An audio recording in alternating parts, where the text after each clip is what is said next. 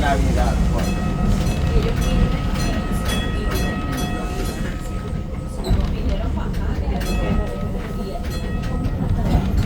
Obvio, metro de nieve y nieve.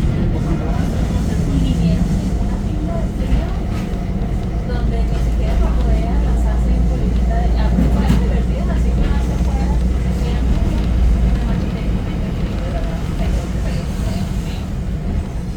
y teníamos una revista. Tengo una pregunta, ¿cómo sobreviven los políticos? ¿Se pegan uno con otro así?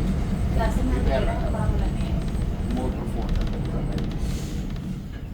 Claro, y tienen tanta grasa que... Sí, y ellos cambian el pelo, se ponen blancos. Uno sabe que está como si ellos con una revista de como menos, o sea, claro. Pero eso no se va bien apretado, pero que viene de Florida, la costa de la yo le compré chaquetitas diciéndose una mano, yo les no te trae como algo de la costa aquí. Bueno, se me ocurre lo único que yo buscaba que hacer familia, que hacer sus niños, que hacer porque ya se me habían rebotado todas las redes y como era Navidad había el expreso polar por eso y la noche la valla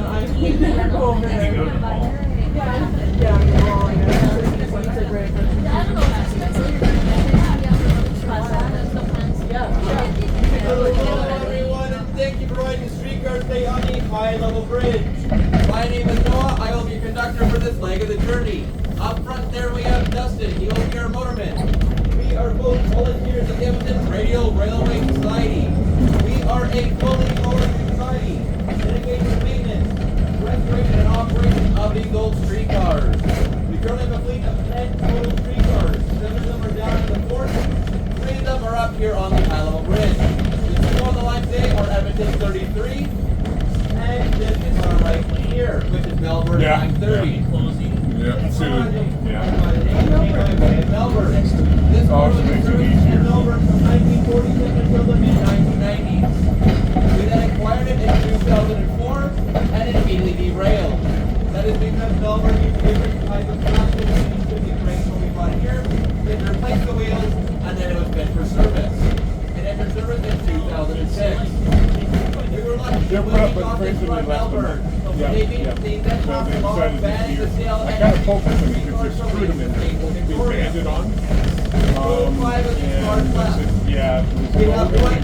Three of them we don't okay, know, our deal and was the other one is in the backyard of Sir Elton John. because you can grade it, but Up on it's your already right-hand done. side, We're not you're pulling going them in and out, forward, is we're not making the lots of replica of the holes. old Union Rail House that used to be on Whyte Avenue. The reason it is a replica, the reason it's a replica is because when we brought it here, it fell off the back of the truck. That unfortunately is not As we look at it, If the city, repair, it could not be brought over. screw it in the So post. thank you for City of Edmonton restored it to its proper condition. However, though, they made it face the wrong way, and the platform is currently facing the road and not the rail. On your left-hand side here, you see that Golden Community Railway Garden. This is the first ever community garden in the city of Edmonton. It began in 1947 by soldiers from the Second World War. They left the garden spot here. They want to change the city brought back to our city. If you want a plot in the garden, there are 3 requirements. probably getting First, fixed. you must live in Edmonton, Alberta. Second, you must apply to be on the waiting list. And third, you must wait about 2 to 3 generations for your plot to become available. And that is how long the waiting list is. And we've been told by the garden, please do not come and take any of the fruits. And those people pay a lot for their plots, and they want to keep them money. No. No, I When the streetcars were not operational in our city until the 1950s, they actually never ran on this line. This line was used by the old Calgary yeah, Railway. yeah, Norm's there. If you want to head down to Calgary for some God, I'm they can surprised visit he's before never the been railroad reading on the built. card when you go. No, I was sitting there. Good call from the road, John Bolton carry, and they carry all your personal belongings up that very steep hill. We do it by hand and foot, as if the hill was too steep for horses. You must come up the hill, take your money by going here, and put your feet down, and begin your 5-day, 4-night trek down to Calgary. If you're lucky enough, you might Well, be when it came to me, by it's your good for me, you know. We're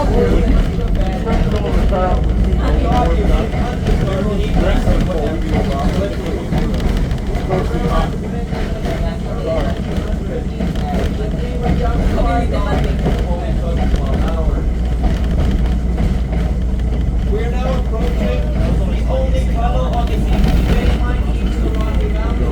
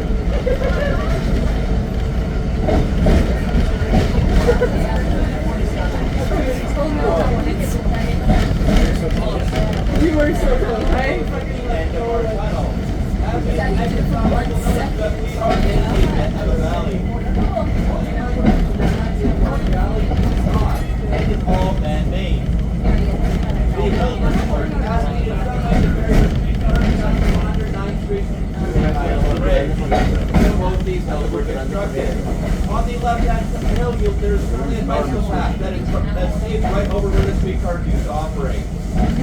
Good review. We are now approaching Garneau Siding. This is the one place in our line where we have two streetcars pass each other. As you see right now, Edmonton 33 is usually waiting for us. That is the Michael Edmonton streetcar across 1912.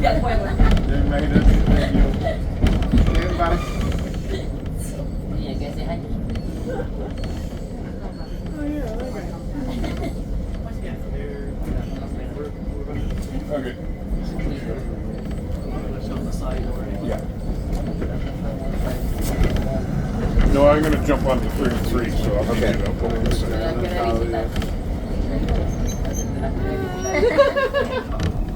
We are now approaching the high-level bridge. Before we head on to the bridge, we'll make a quick safety stop for three very important reasons. First, we have to make sure the overhead power line that is up on that is powering us over the bridge is still up there, so we do not get stuck in the middle and have to call the LRT to come tow us out, which is very embarrassing for us. Second, we have to make sure no pedestrians, as we notify them as trespassers, have walked over the bridge since we last crossed it about 5 minutes ago. If they are up there, we use a nice baton the other streetcar gave us to beat them with it. And basically make them jump. Third, we have to make sure that the old bridge is still standing. And this bridge was built well over 100 years ago between 1908 and 1913. For the low cost of only $2.5 million. It was built by the lowest bidder. That same $2.5 million today would buy you a very nice parking stall in downtown Vancouver. If you're asking yourself, who would build this bridge for only $2.5 million? The answer, the same company that built the Titanic. Which, as we know, survived very well in cold, frigid water. So I'm sure this 100-year-old bridge will do just fine in Edmonton. When this bridge was built, it was one of the first bridges in the world to hold all types of transit on it. As you had pedestrians and cars on the lower level, along the crossing that horse and buggy, and up here we have streetcars and trains.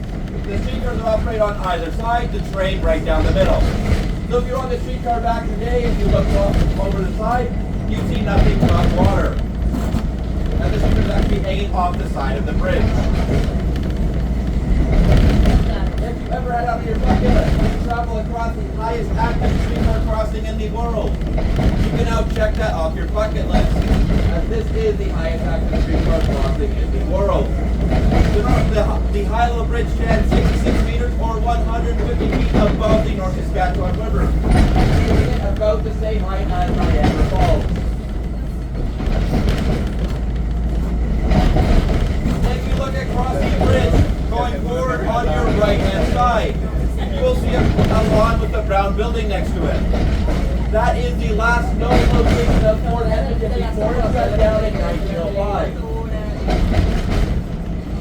It is rumored that when we dismantled the fort, all the rats hiding in the fort made their way up the hill and entered the hall of the legislature.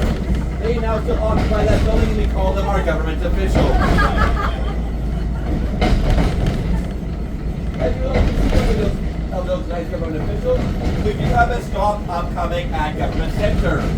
Is anybody looking to join us at Government Center?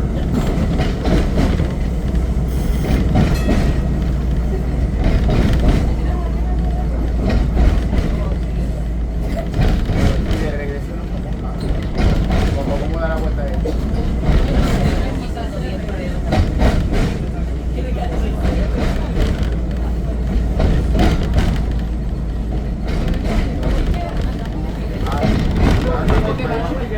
Vamos a bajar el stack, podemos poner aquí para seguir. Como el autobús ese que no lo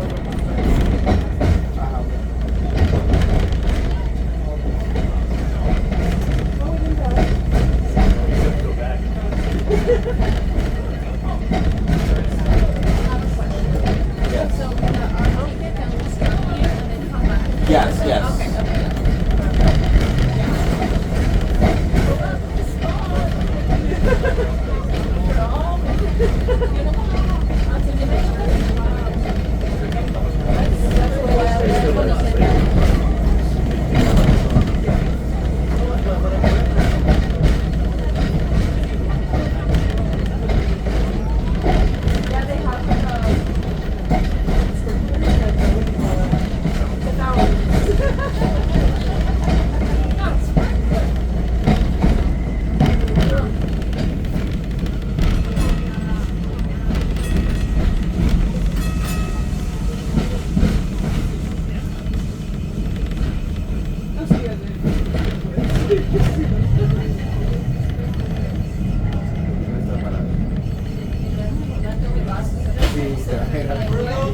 Okay. Exiting out the right-hand side of the streetcar. Oh, maybe just gonna get used to it. Until 2005, this stop was the end of our line. Then for the Alberta Centennial Project, all three levels of government got together to do some landscaping in this very area. They asked us if we would like to continue our line up to Jasper Avenue. We of course said yes, as the streetcar authority did operate on Jasper Avenue. However, being as they are the government, they failed to do the crossing at 100th Avenue, which is a very busy roadway in downtown Edmonton, which makes it a very fun crossing for us. As you know, our streetcars are big, gigantic machines. They have a close-up of visibility, as no car can ever see us. But do not worry, in the battle of streetcar versus car, the streetcar will always win, as some more drivers found out very roughly last year.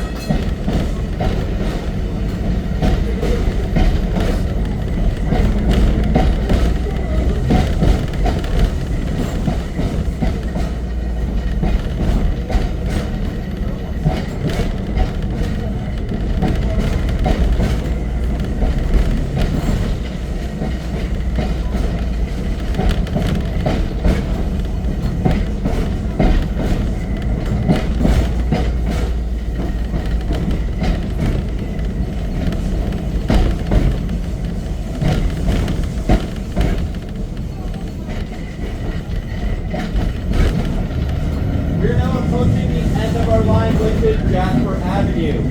If you would like to be cards, please do note the last trip of the day, which is at 4 p.m. If you miss it, we will gladly pick you up tomorrow morning at 11 a.m. If you're looking for something good to do on Jasper Avenue, there's a lovely little gelato shop right over there called La Canaya. I can personally tell the gelato there is very good. If you go over there and tell them that Noah from the streetcar sent you, they will not care in the slightest. If you're staying on, please have your tickets out so I can punch them for the return trip.